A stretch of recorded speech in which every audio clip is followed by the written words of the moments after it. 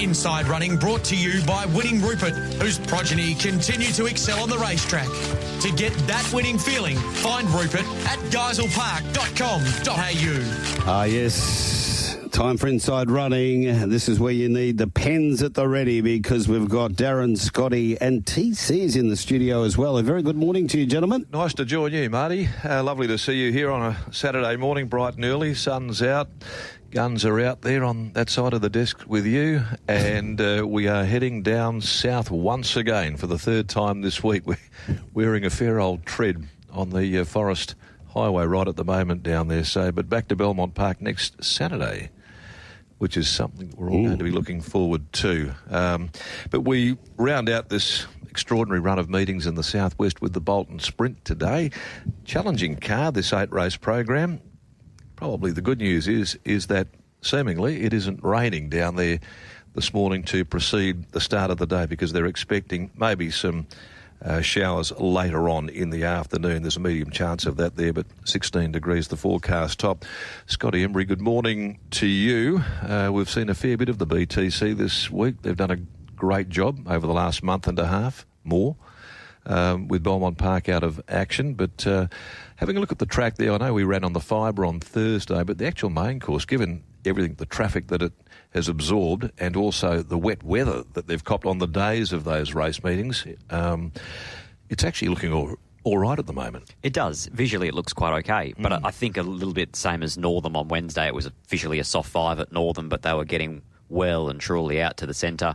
I think the expectation today is that the jockeys will do the same. That's where they'll be going. So it's just been updated to a soft 6 as final conditions for today, but I think that it'll be, like it has been over the last few weeks, it'll be nice and outside fancy. Okay, the outside and fancy. TC, is that where you like to play? I wouldn't say so. I'm more of an up-and-in type of operator, Darren, I would have thought. Fence man. Yeah, exactly right. Inside fence man. So for 8 months of the year, you do your form and you look for those horses that settle in the first 4 and maybe have low draws, and you need to flip that around for probably the last 2 weeks, and I dare say going forward for the next 4 or 6 weeks, you're probably drawn wide isn't a bad thing. Makes it a refreshing change to look across the desk and actually see a head on the other side of the monitor. A lot of hair too. It's a fair size Swede too. It is a good size Swede. Righto, Mark. Nice bonce there, TC. But it's the first time anyone said that. I don't know whether you're just decidedly taller than Diggers or you're sitting on something chair. Extra on the chair, or you've lowered down the monitor. There's a lever on the chair where you can raise it. I'll have to show Diggers.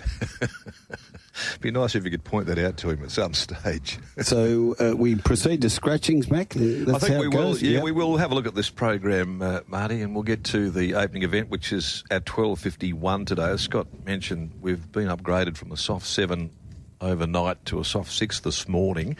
The rail at 5. And the opening event on the card is the Join the Club corporate membership plate. It is clear of any alterations. To race number 2 on the program, and this is the Machinery West Handicap. Go to the bottom, take out 10, Magical Sequence. Race 2, number 10. In the third, the Nixon Electrical Handicap. And here, number 15, Olden, came out nice and early, the Emergency. And no riders were required there. They did declare Braden Garth in the final list of riders. In race number 4 on the program, and there are no changes there. To race number 5, which is the Tab Touch past the post handicap.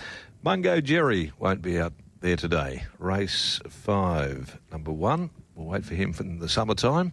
Race 5, number 3, Empress of India. Go down to 10, Sunshine Tafe comes out. 14, Crystalist, 15, Nicely Played. So down to 10 running there with those scratchings of 1, 3, 10, 14, 15. Diamond Dancer gets a run significantly. And Luke Campbell is the rider. L. Campbell onto 13. To race 6, the Bunbury Volkswagen Handicap over the 1,000 metres. There are no changes. Feature race today, the Bolton Sprint over the 1,200. And we take out number 9, pre-post favourite Taropa. Came out there. What was the deduction, by the way, Scotty? Oh, I'll get them for you, Cobb. Yeah, Make your browser fast. And yeah, we'll make that browser faster, Marty, for sure and certain. And there are no changes to come. 27 cents in the dollar. Out of the last event. 27 cents. So a nice little take out of the action there a bit of the pie went missing with that scratching of Taropa. Okay, we'll be back right after this break, and we'll get right into this meeting with Taylor Courtland, who's filling in for Digby Beach this morning, and Scotty Embry as well. Welcome back to Inside Running for Winning Rupert, standing at Geisel Park Stud for $6,600.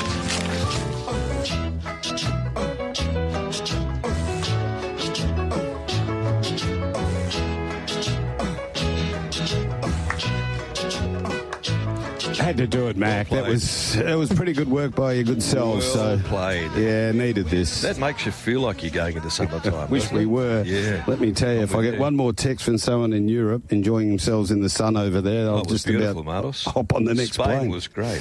Race number 1. Join the club corporate membership plate. It's over 1,000 metres, and the start time 12:51. Don't be late. Don't get caught up in traffic. 1 Fiery Spark is 17 to 5.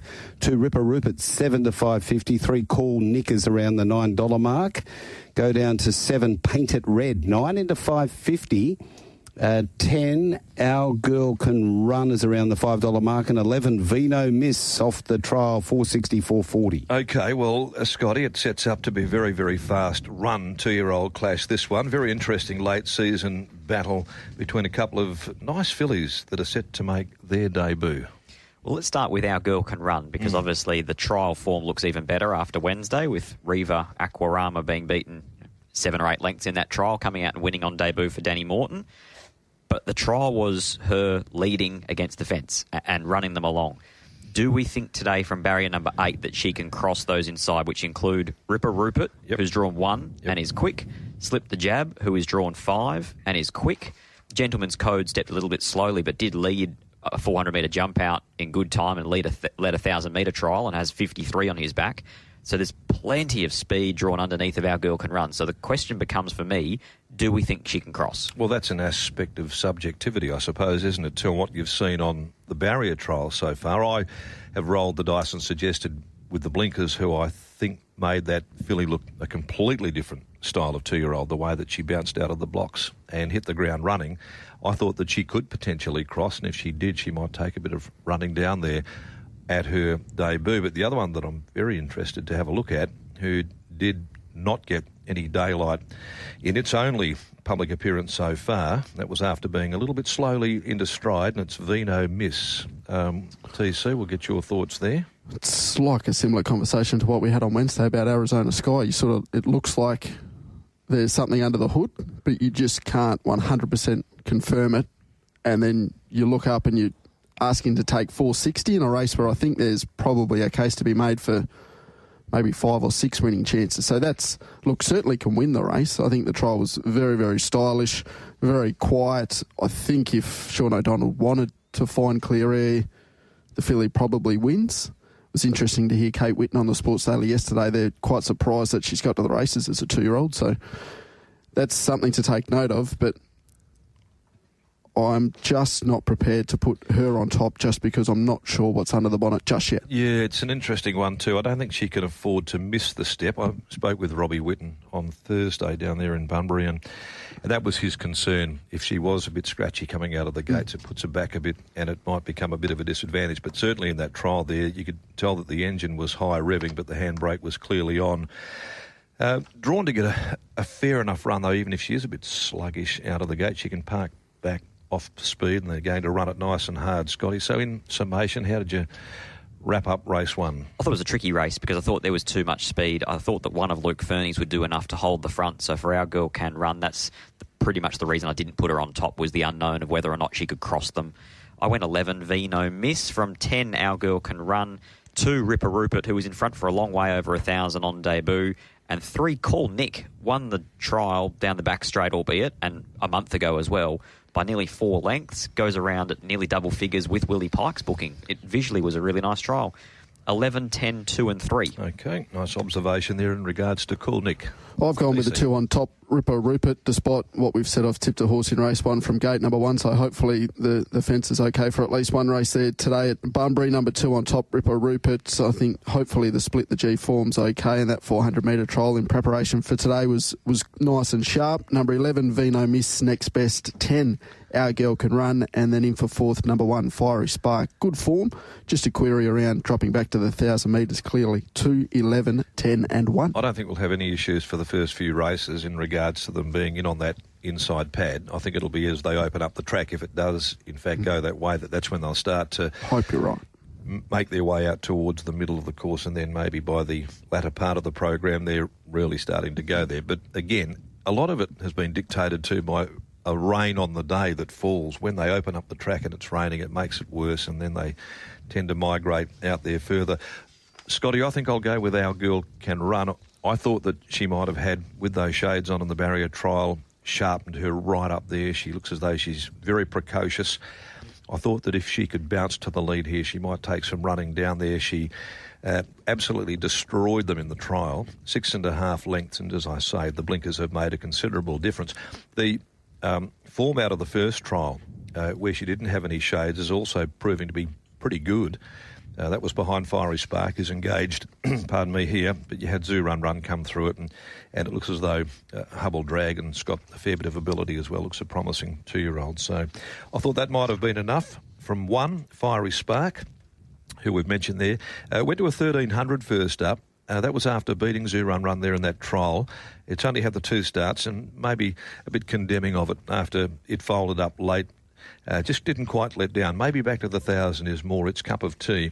So it's the danger for me. And Shooter McGrady gets back on board as well. 11, Vino Miss. Be interesting to see what she can deliver first up. And hopefully enhance the view that many have of her. And 7, Paint It Red. Awkward gate, but again, she's fast.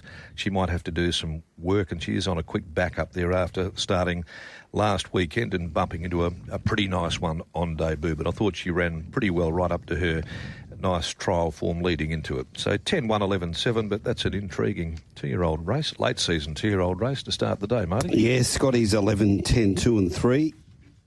And TC 2, 11, 10 and 1 on the first. Race 2, the Machinery West Handicap. Over the 1,400 metres, start time 1:31, and Timeless Gem 3:20 from 360. Allentown is hit 550 back into 480. Surf Patrol's 9:11 back into $8.50. 5 Naughty Torty got the 460 back into 370. Strapping Profit is 11 into 850. Zucconi 8 into 7.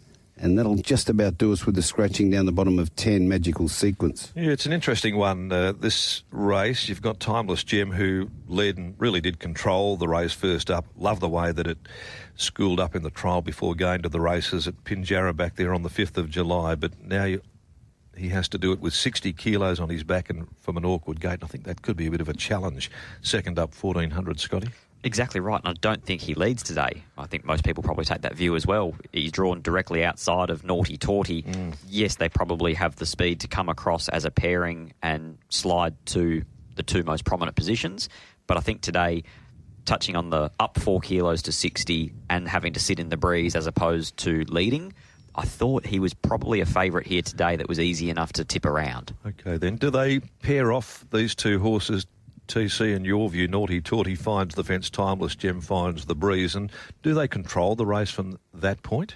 I thought so. I thought tactics possibly if they wanted to be a little bit more positive, but that's the only fly in the ointment. Otherwise, I was pretty confident Naughty Torty would lead. Whether or not goes at the same fractions as what they did first up in that maiden, I'm not too sure. And if that's the case, Brad Parner might be able to just grab a toe ball with Timeless Gem. But if they are able to control it, I thought they were the 2 to beat.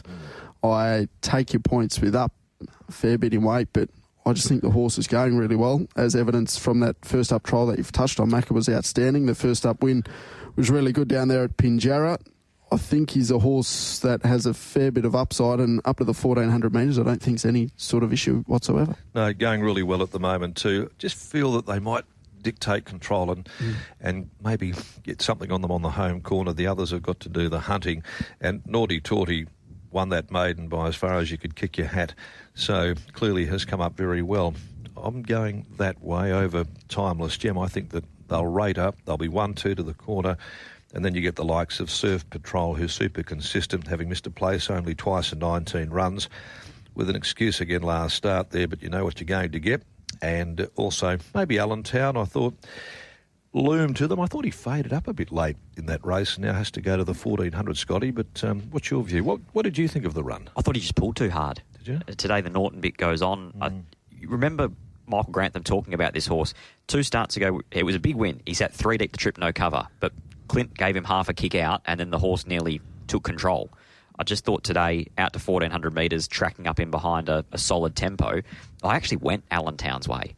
I didn't think his run that last start was too bad behind Timeless Gem. Okay, well, I thought he might be able to turn the good tables. enough point there. I thought that he was a bit sus over the last furlong, loomed to them, and maybe the fact that he got onto the Chewy a little bit too much in running and took something out of him. But I thought they might have been the 4 horses there to fill the pick 4 in this race. I went 5, 1, 3 and 2. I went 2 Allentown each way. Thought that Timeless Gem and Naughty Torty would roll along at really good, solid fractions, and that Allentown might be able to just stalk up in behind them. It's a soft 6 track as well. His 2 wins are on a soft 7 and a heavy 9, so he clearly gets through the choppy, shifty conditions. Yeah, the heavier the better. 1 Timeless Gem from the breeze, 5 Naughty Torty, maiden to a Saturday 3-year-old race is a big step, but he ran really good sectionals. The form around him is holding up, including Strapping Profit, beaten 5.5 by Naughty Torty, and then won by nearly 3 at only his second start. 2, 1, 5 and 6. Number 1 on top for me. I'll stick with Timeless Gem. The form last preparation was really good, and as I mentioned, returned in really good order this time in. 1 to beat 5 Naughty Torty. I agree with Macra. I think they'll control this race. 3 Surf Patrol just parked in behind them's going really well. Probably deserves a win. And number 2 Allentown probably sets up a little bit similar to Surf Patrol. They'll be the next pair. 1, 5, 3 and 2. The numbers are all pretty similar, mate. Yeah, similar. 2, 1, 5, 6 there for Scotty and Mac. 5, 1, 3 and 2. Race number 3, the Nixon Electrical Handicap over the 1400 metres. And it's time to go at 9 minutes past 2 o'clock. 1 Outspoken Lad is $12. 2 Linden's Gold is 6. 3 Platinum Shot is 7. Go down to 7 Catch These Hands, $14. 9 On Patrol at $5. And 13 Rockin' Wonder. The Big Short and 7 into $4.40. Yeah, okay, good money has been there for Rockin' Wonder. What was the price Planet Cash? Planet Cash, 14 into 10 after they opened at $10. So 10, 14, 10. Okay, so back to when it started there, Planet Cash. Okay, well, Rockin' Wonder's been the money horse in this race. You'd think here that he leads Barrier 2. It's a big tick, not unless maybe Lucy wants to press on and roll the dice with the blinkers on Agent J, but I thought that maybe if Victoria Corver there wanted to kick with Rockin' Wonder out of the gates, it could hold the front. And from that point on, given the fact that it's a very enhanced form reference now, it might take a bit of beating second up. Well, even with Olden coming out, drawn Barrier 1, probably Vic will probably need to lead now. Drawn 1, you wouldn't want to be with a horse like Rockin' Wonder stuck behind another leader in traffic. We know that this horse goes well, bowling out in front. So hopefully, with your philosophy on the track, Macca, by race number 3, that inside pad's still okay, fingers crossed, because I thought Rockin' Wonder was the one to beat in this race. The last start effort when second to Fancy Red obviously reads really well now with that filly coming out and winning the Oaks. Third in that race was Surf Patrol, who was really good behind Simply Thinking. We sort of talked up Surf Patrol's chances in the previous, so the form looks really, really good. First up effort was good. Staying at the 1400 metres, I don't think it's too much of a worry for Rockin' Wonder.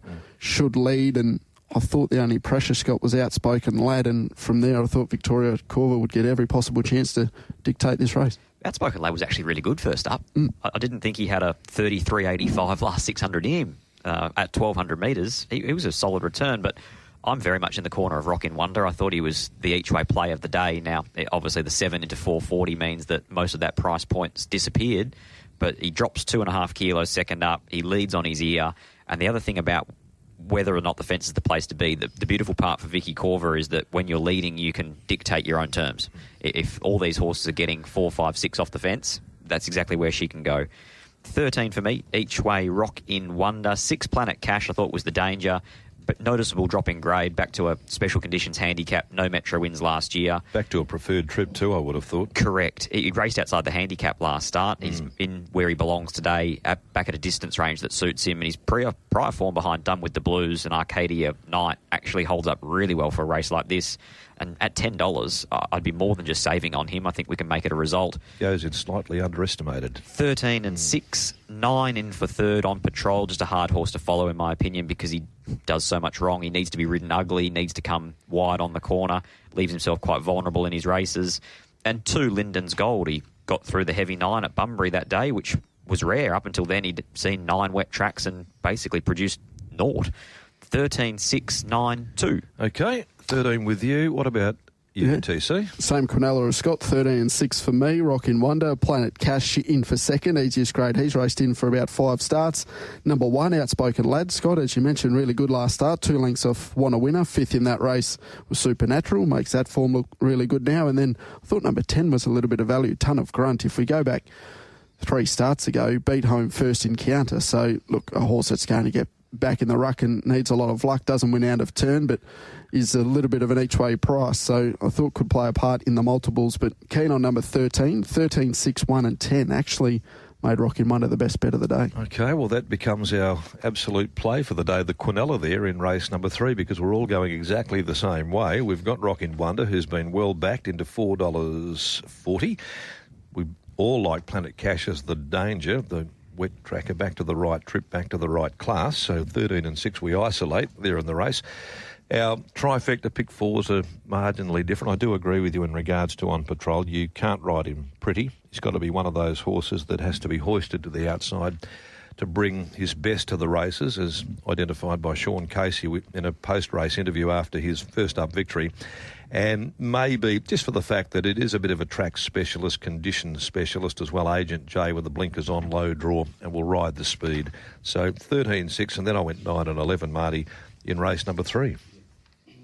13, 6, 9 and 2 for Scotty, and 13, 6, 1 and 10 for TC as we take a break here on Inside Running. Welcome back to Inside Running for Winning Rupert, standing at Geisel Park Stud for $6,600. Yes, welcome back. It is 29 minutes away from 9 o'clock. It is Inside Running. We are up to race number 4. We've got Scotty Embry, TC, and the Big D McAullay in the studios. The Swan Draft Handicap is race number 4 over the 2,231 metres, and there are no scratchings. 2 Done with the Blues is $3.20. Snazzler at $4.60. Cosmic Chaos $6.50, and Amazing Cheat $6. Dark Looks $11. Enough of the big mate, only put on half a click on the trip. It's come off. It wasn't a reference to that, mate. It was more your big dog appeal. Head. TC's got that one covered, though, pretty well, I reckon, in the studio this morning. Hey, don't drag me into this. TC, whilst you're there and you're commanding the microphone, as you do, there's a lack of pace here. Real lack of pace. How do you see this one playing out? Boys, Scotty, TC, who wants to go first? Cab off the rank. Slow and messy. You can go first, Scott. Yeah, I'm happy to go first. I thought that Done with the Blues was the best on the program. Did you? I really did. 4th up. Could he lead? Out to a staying trip. There's definitely a world in which Done with the Blues could lead and walk them. I'd prefer a little bit of cover just tucked in behind a moderate tempo, because I think from there, Willie Pike pulls the trigger at the right moment and she can out-sprint them. I just think that some of her form in terms of her entire career might have a little bit on these. This is a pretty thin old staying race. And also in her favour is the fact that she has won at the 2,200. Well, 6 of the 12 are outside the handicap, so half the field are up against it weights-wise. I just think that most things point in her favour. First up, she won at 1,400, classic sort of stayers fresh run. She goes very well fresh, clearly 5 starts, 3 victories. Second up, she put in a bit of a flat performance, but the race was also dominated in front. That was the Lord Gannicus famous Dane race where they went head-to-head from the 800 and the rest of them couldn't keep up. And then third up at a mile, she held her own, ran third behind Lord Gannicus, got a lovely run in behind them. But I just think the 72 back to a 66, but out to a staying trip, I think this is a wonderful race for her. Okay, well, I tend to agree with you also in part there. The blinkers, haven't they made a big difference to Snazzler? Since they were applied in that provincial championship final back there in the middle of May, whilst he hasn't won, certainly has been much more reliable the way it's been getting to the line. I think they've been significant. I love the run last start behind Forever Boy. Terrific performance there, charged to the line at the end of the 2000 and gets an extra couple of hundred there this afternoon. Well, I'm a sucker for punishment because I've got him on top once again. I think I liked his run 5 starts ago in that race you speak about, Macca. When the blinkers did go on, he was a little bit unlucky then in the WA Cup, and you'd stick with him. He was good behind Famous Dane in that same race that Done With the Blues also ran really well in. And then I think we can just put a line through 2 starts ago. Just nothing really went right. Didn't find any sort of room behind Arcadia Park. And then last start behind Forever Boy, which you can tie the form lines into first encounter. It's what I'm trying to say, and that's easy to tie in the form lines along with Done With the Blues. I thought they were the 2. I think you can back one and save the other in this race and hopefully get a little bit of a result. I've just gone with the 3 on top, Snazzler, just due to the price of 460 over the 320, but concede I think it's one of the 2 winning, 3 or 2. Number 5, next best for me, Cosmic Chaos. The first up run was really good when beaten less than 3 lengths by Kalima, hitting the line really well over 1,400 metres. Quickly gets to 22 this preparation, but clearly that first up run suggests he's going really well this preparation. And then Amazing Cheat's done nothing wrong, albeit in lower grade, but racing in really good form. 3, 2, 5 and 7 for me in race 4. And does drop to 54, getting served up a very soft draw as well. Amazing Cheat there. So Snazzler to beat Done With the Blues for TC. I probably sit in his corner, but I think it's one or the other. Done With the Blues for me. You do have to go back sort of quite a way, but ran second to Diamond Scene in a 66 plus, and then they took her to an ATA Stakes. So they've always clearly had a bit of an opinion of her. 2, Done With the Blues. 5, Cosmic Chaos. 3, Snazzler. And I included 4, Let's Deal, but he's become really quite one-paced. 2, 5, 3, 4. In a race that lacks a little bit of it. 3, 2, 7 and 1 there for me, Mardos. 3, 2, 7, 1 there for Mac. 2 are best. 5, 3, 4 for Scotty. And TC 3, 2, 5 and 7. First leg of the quad is Tab Touch past the post handicap race number 5 over the 1,000 at 3:17. We're taking out 1, 3, 10, 14 and 15 are our scratchings. And Amaru Star is $6. Same quote for Art Session. Down to Terra Teef, the 11 at 3:10. Snow God at $5. And Diamond Dancer, the first emergency, at $9. It sets itself up to be a fairly challenging first leg of the quaddie, to be specific, on a day where there are a couple of very tricky races here. And I think even throw another element to it in the emergency, getting a run Diamond Dancer. But we do see Team Williams' mare Terra Tiff back in action this afternoon. Now, she's a pretty useful mare resuming. She normally goes very well fresh. She looks sharp enough in the barrier trial. You get Pike on board. The service is there. I think she could be one of a number of chances that you could really build a case for going into this. She does, however, come up against some really well-noted 1,000-metre horses. I've always been big on 1,000-metre horses for 1,000-metre races, and I'm not completely convinced that Terra Tiff is one of them. I think that she's hard to beat. I fully respect that she will go around your favourite, but I just erred on the better side of caution. I think there's a bit better value in the race. So do I. Terra Tiff. And the one I'm looking at here, and probably noted for the fact that we've got 5 scratchings, it's come in 1.5 points. Blinkers going on. And I like the fact that not only has it been in good winning form, but there's now enhanced winning form coming out of the race in which it ran second in last start. Being Art Session, obviously the form reference you're making is Desert Dancing, Correct. winning again on Wednesday. Mm-hmm. But even prior to that, 3 starts ago, finished 2 lengths off Repossession. He's now a Beaufine Stakes winner. 4 starts ago, he ran down Desert Whisper. She's now a 66-plus winner. I like the placement. I like the fact the senior rider goes back on. I like the fact that a set of shades go on. And the other thing about him is don't for 1 minute think that he needs to lead to win, because I think the best win of his life was down the straight when he parked him behind and zapped Desert Whisper late. So if horses like This Will Show You and Real Deluxe want to pour it on, they can hand up on Art Session if they need to. So each way for me, 4 Art Session, 11 Terra Tiff. I'm very respectful of her. I thought the trial was really sharp. 12 Snow God. He might be the best horse to come through this race and the form going out of this race. I think he's got a big future, but I just couldn't map him. And 2 Amaru Star, probably parks out deep. maybe it'll be a blessing by this stage of the day. 4, 11, 12, 2. Okay, it'd be interesting to see if that is the turning point, the quaddie, with they are in fact going out there, but it's all speculative at this stage of the game. Which way are you going here? I'm in Scott's corner with Art Session, by the way. I thought each way all day.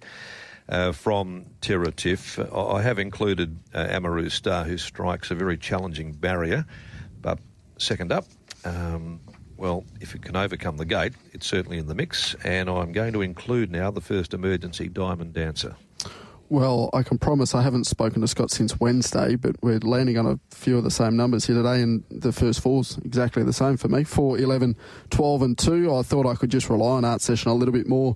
Terrative, clearly the unknown's the 1,000 metres, but you couldn't trial much better. Snow God, does he have the racecraft from that wide gate to absorb some of this pressure and win? That's my question mark, but clearly very, very talented. And Amaru Star, some of the form last preparation, really good. Is that gate maybe a blessing by this time of the day? I'm not too sure, but it looks a sticky map, but clearly a talented gelding. 4, 11, 12 and 2, same as Scott. Yeah, it's ditto a for unanimous Scott. verdict here, Mardos. And you, Macca, a 4, 11, 2 and 13. Welcome back to Inside Running for Winning Rupert, standing at Geisel Park Stud for $6,600. Yes, for Winning Rupert today it is Inside Running. We are up to race number 6, the Bunbury Volkswagen Handicap over the 1,000 metres, and One Sinful Living is 11 into 9.52. Ain't No Other Man 23. 3 Desert Nymph is 15. 4 Hanchy 6.50 to 5. 5 Desert Whisper 280 to 205. 8 Matty Girl 460 into $4.40. They're the main runners. Not surprised at all at the weight of the support that continues for Desert Whisper. She's flying this filly. She's been in electric form. She'll do the 7-day spin here. Fast, drawn to lead. She can run the clock. And I'll tell you what I do like about her. As diminutive as she probably appears, she's got a very big motor. And she can find at the end of a race, boys. I love the way that she's going. It takes some horses, takes some trainers a long time to click onto just allowing a horse to be fast. There are so many people that find themselves a fast horse and then spend half their life trying to teach it to settle or trying to teach it to be a racehorse. Look at her. She's banked $300,000 just being a jump and run filly. Just enjoy the moment. Now, the only query I've got on her, because she's going to get short, she's nearly into even money, is Luke Fernie's been very public in talking about racing her fresh, keeping her runs spaced, because she clearly has a couple of little niggles and soundness issues. Maybe these tracks are helping, though. All of a sudden, Just sort of overcoming those little niggles. You could hear it in his post-race last week. He said, we've sort of figured out that if we race her a month between runs, we get the best version of her. But there's a 72 plus next week. You could almost hear him talking himself into it. Yeah. Just got a little niggle because she backed up off 10 days once and went awful. And then a month later bounced out of it for victory. Okay, well, just you've in the back of my head. let a bit of air out of my tyres this morning. I thought that she was the best for the day. I was more in Scott's corner. The 7 days is just a little bit of a niggle in her case, certainly. And just sprinters in general, I think it sort of works a little bit better for those middle distance staying horses. Sprinters, I think they race best when they're a little bit fresh. There's a bit of sprint in the legs. Okay, well, if she is suspect, then what are you expecting from Simon Miller's filly here, Matty Girl, who clearly had no luck first up under the 60, and doesn't she get some weight relief here? I'm expecting her to go really, really well. I think from that draw, I've tipped her on top. I think she would get a beautiful run just stalking that speed. Now, you're relying on Desert Whisper to slow down at some stage. If she doesn't, she's going to be awfully hard to catch, no doubt. But down to the 54 kilos, dropped 6 kilos on that first up effort where William Pike, everywhere he went, he just couldn't find a clear run. Was beaten a length by Main Act, but I'm pretty confident in saying that Matty Girl probably should have won that race. That was on the back of 2 really good trials. You go back last preparation, she contested some really good 3-year-old races. She's run second to Repossession in a Placid Arc Prelude. That form I thought was good enough for this with 54 on her back. That's the way I went. Number 8 on top, Matty Girl, and you're not quite each way with a small field, but at $4.40, I think it's a good bet. Take 440, says TC. Take 440, says Scott as well. I'm Team Matty Girl. Drops the 6 kilos down to 54, tracks up behind the speed. The other thing for Desert Whisper too is she's very, very quick, but she's also going to have Sinful Living to her outside. And I think that Chanel Cooper will be right there pouring the pressure on. So I thought they might go a little bit too hard for their own good. 8 Maddie Girl, 5 Desert Whisper, 1 Sinful Living, and 4 The Luckless Hanchy. He's going really well, but he'll be chasing from a fair way out. 8-5-1-4. Okay, you've constructed my best bet's demise today. Well, I've been wrong before, Macca, and certainly will be again. 8-5-4-1, just a slightly different order for me. Number 4, next best, Hanchy, will sort of be in that stalking position as well. And then number 1, Sinful Living, trying to hold on speed. 8-5-4-1, Marty. Yeah, 5 and 8 for me. That's Desert Whisper, Maddie Girl, then 4 Hanchy and 1 Sinful Living who'll be there. But, Marty, I'll stick with the old asterisk on the page at this stage. Happy to be proven wrong. Yep. Stay with your best. So 5 on top there for Mac. 8-4-1, 8-5-1-4 for Scotty, and 8-5-4-1 for TC. On to race 7, the main event of the day, the HG Bolton Sprint over the 1,200 metres, and Taropa, the big scratching. One Man Crush is $5.52. Fanta at $9. 3 Baby Paris at $8.50. Down to Rockin' Rupert at $4.20, and Wind in the Lion, new favourite, $2.90. Okay, and a deduct of 27 cents, Scotty, you did say earlier on, out of this race with that scratching of Taropa yesterday. Okay, well, I don't know if it's the strongest edition of the Bolton. It looks okay on paper there. I'm a bit perplexed as to the horse that I've tipped on top. I'm just hoping if I can make the case for Baby Paris not looking all that at home on the straight course. Oh, I don't think she looks at home over the 1,000 anymore. That's part of the reason why I've gone with her at 1,200 as well. I also have a bit of a concern because when you watch that trial leading into this prep, it was not good. And you probably made the excuse, she didn't trial in blinkers. And now all of a sudden the shades come off. How will she go without them? This race has got so many questions. Yeah, it has. It really, really hasn't. I mean, you look back at some of the form of what she's been able to produce, and you could well be right here. Maybe she's not there quite yet, and we're making excuses for the fact it was the straight track and one thing and another there, but she's such a quality mare. She's won 9 of 24, and, she's won good races and has done right from the get-go. They're placed in a Karrakatta plate, and she carried that through now as a rising 6-year-old. It's a challenge, I think, here, but she's got speed to be prominent, but there is a lot of speed in the race. I really had a lot of trouble trying to dissect the race. Well, her profile most recently, you go back to the spring and she was first up Baby Paris over the 1,000 metres, and then she went to the 1,200 metres second up after an okay first up effort, and then ran a career peak rating in the Jungle Mist to win really, really well. So it's a formula that's worked. The 1,000 metres sort of a warm-up run, so to speak, and then second up she comes on really well. But I'm with Scott. The question mark clearly is the blinkers off. Questions on a lot of these horses in the race. There's no doubt about that there. Rockin' Rupert's back today. Well, tell us about the trial. Small little numbers went there, only the 3. Won by half the length of the home straight. Forget all that type of thing. Go back and have a look at the horses run in the Winterbottom behind Overpass and Mahaba. Outstanding. Last year. What about the first up effort, last preparation, the Colonel Reeves? Running into backsides behind, rope them in, Western Empire. You can build a really good case for Rockin' Rupert here. I am. On top? Yes. Okay, well then continue on. Lock him in and then tell us what else you think can run the placings. Well, for all the reasons we've sort of just mentioned, his fresh runs last preparation were really good. I wasn't too sure what to make of the trial. He was given a good hit out, so hopefully he's fitter. He comes on from that effort, not taking too much into that, just respecting the fact his form last preparation was really good. Carried 60.5 at Ascot and ran second, beaten less than half a length by the Boss Lady. If he's able to reproduce that sort of performance, I think he's going to be pretty hard to beat here, albeit gate 10.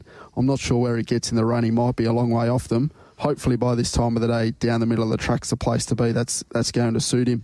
I thought the $4.20 now that we're looking at was an okay price for Rockin' Rupert in a race like this. To beat 3, Baby Paris, banking on the fact that she can come on significantly second up.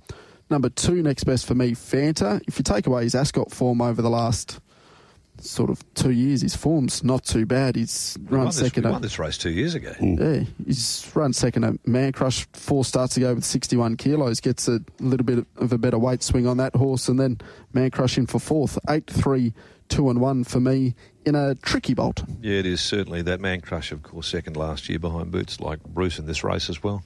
I'm going to go Man Crusher's way, but certainly without a push, I've struggled with this race. He's got the top weight. He's first up when he probably gets better into the prep. He was an okay trial, but I just thought maybe he was the most trustworthy in a race where I had so many questions on so many runners. 4 Gemma's Son I thought could be the big improver. Didn't go that well down the straight, but the trials leading in were encouraging. Sean McGrady jumps back aboard and he can bounce out and put himself in a spot today. 8 Rock and Rupert for all the reasons given, and I will include Wind and the Lion in there for 4th, but 4th only. $2.90 seems very thin. Why is he $2.90? That's exactly the case I'm going to. Could be the pikey tax. Yeah. First up, he was handy behind Celestial Storm at 1,000. Second up at 1,200. I know he carried 60, but he finished a length and a quarter off Pondmaster, Earthstorm, and he's got the safe. They're not exactly HG Bolton Sprint names, are they? No, just makes the cut with me, only just. 1, 4, 8, 10. Okay, I'm 3 Baby Paris. Bit of a shout out to our old mate Gary Bowen. Yes, to Gaza. Been banged up. He's got a bit of a wing problem, they tell me. Okay. Right at the moment too. And I know that you'd love to see these colours salute today. Be nice. Very, very nice colours, aren't they? Nice for ginger. The old black, lilac and yellow. 3 for me. 8 Rock and Rupert and 2 Fanta, 10 Wind and the Lion. I thought that's how they might run in the Bolton Sprint, but it's got more questions than answers. Sure has. 3, 8, 2, 10 there for Max Scotty's. 1, 4, 8 and 10 and 8, 3, 2 and 1 there for TC. Good spread of selections there in the HG Bolton Sprint. The luck is to join the club, become a member handicap. It is over the 1,400 metres. No scratchings, so we'll have a good look at the fluctuations here. Number 2, Border Force, 7 into 650 after opening at 480. Climb on top, 650 got to 7 into 550. Little Silver, 10, 12 into 950. Number 7 is Lombardina, 6, 750 back to 7. 9, Don't Wait for Luck, $14 back into 950. 10, Housewife, $6.59 back into 8. 11, Uncle Gerard is $8 into 5. Holds the call at this stage. 12, Antique Star has been 9, 12 back to 8. They're the fancied runners in the last of the day. On a wide quaddie day, this could be the widest of the legs. It's a case of load up, at least on paper anyway. It looks a real raffle. Scotty, luck and maybe the best drive will go a long way to winning the last. $5 the field. Last leg of the quaddie, and the favourite's Uncle Jared. How much better can it get? What about when he started to tremble as he loomed as the winner and saw that winning post the other day? He shook like an old rattler. Well, we watched the replay with Holly Watson, and she was harsh on her own ride and thought she set him a task. Critiqued us for giving him a bagging. We were too harsh. She said he was a lovely horse, Scotty. They were her words. I think she was harsh on herself. I didn't think there was much wrong with the ride. No. He can win. He probably won't. This is a tough race to finish the program. I'm going to go with Border Force. First up at 1,200, thought it was a really encouraging return behind En Plein Air. Second up at 1,400, was beaten by Fancy Red. It reads up better now because she's a Belmont Oaks winner, but she also beat some pretty moderate fillies. But I just thought he would bounce out, put himself in a spot and get the right run. Each way, Border Force in the last for me. Okay, you're not going to be condemned for whatever you tip in the last event of the day. Have a little crack at this, mate. Get the darts out. Well, I've tipped Timeless Gem earlier in the day, so I thought Little Silver at an each-way price from a little bit of a sticky draw. Hopefully Tash can be nice and positive up to the 1,400 metres. I'm hoping he can land in the breeze and have some sort of chance from there. Clearly his best form's been on rain-affected tracks, so you should still get that by the last of the day today at Bunbury, and I think he's around the $10, Little Silver. Can we just touch upon Tash Faithful for a moment there? She's had a big week again. She's ridden multiple winners on Wednesday, Thursday. Well, I'd start to say it's not a big week, it's just a Tash week. Well, it probably big 12 months. Yeah. Someone coined the phrase the other day, might have been Tess, back Tash, get the cash. We like that. But she's 7th on the Australian Jockeys Premiership. The number of winners. WA have got 5 in the top 7. She's Australia's leading provincial jockey with 111 winners and leads by 35 and running at 18%. Going good. What a credit. Yeah.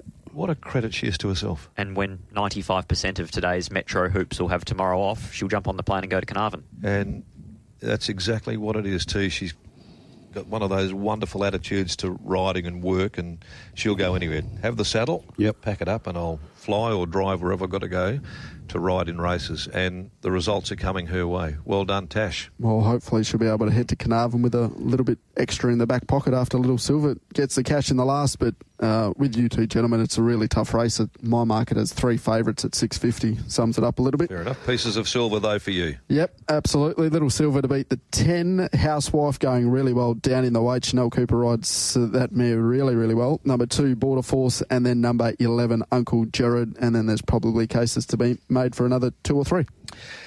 I wasn't sure which way to go. I landed on the 3, Climb on Top. I went the safe way, Pikey in the last. For the Pierce brothers there, drawn more to advantage than last outing. Third up, probably suggesting that it's about to hit its peak. And from a low draw there, as I say, maybe it's Climb on Top, who has won 5 of 17, so it knows how to get to the post. Border Force, the danger to it, and then down to Uncle Jared on the backup. And I'll include Housewife with 53, no weight, and overcame a bit of a checkered path to get home last start. Good ride by Shani Cooper to get it to the line, but there are others in the race. Little Silver, Lombardina can come on second up. So can Don't Wait for Luck second up there. Antique Star resumes. Not sure which way to go, Marty, so I went 3 in the safety way. 3? Pike. Yep. From? 2:11.10. 2:11.10. Scotty, we need yours in the last. You're going with 2 Border Force? 2 Border Force, 3 Climb on Top, 10 Housewife, 11 Uncle Jared, and there's finally a sprinkling of money around. There's no way in the world Big Day On It should have reached 70 to 1. He can pinch this, so he goes in the quaddie. 2, 3, 10 and 11. 6, 10, 2 and 11 there for TC. Mentioned all the field yet? Anyone else we've left out? I don't think so. Beautiful. And Scotty Shield, she being Tash, will team up with Brett Pope again up there at Carnarvon when they put on a clinic the last meeting, and he looks to have a few bases covered again, so no wonder she's hopping on that plane and going to Carnarvon. There's winners aplenty. Okay, further up in Broome, we'll be going there next Friday for that meeting. Scotty and I trekking up there with the team. Big day there for them, and one of the great figures of Broome racing, Swindles. Mike Windle, just not tracking all that well health-wise at the moment too. So a bit of a shout out there to Swins from everyone down here south. And, hopefully he can bounce back and be a part of the action there. He's an absolute iconic figure in Broome racing.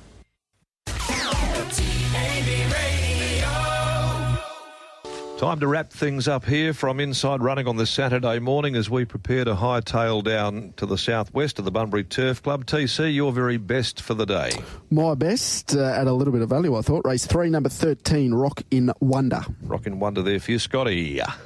Race 4, number 2, Done with the Blues. Done with the Blues for you. I'll go Desert Whisper, race 6, number 5. Your lay of the day? My lay of the day is race 7, number 10, Wind and the Lion. I agree with you. Round the table.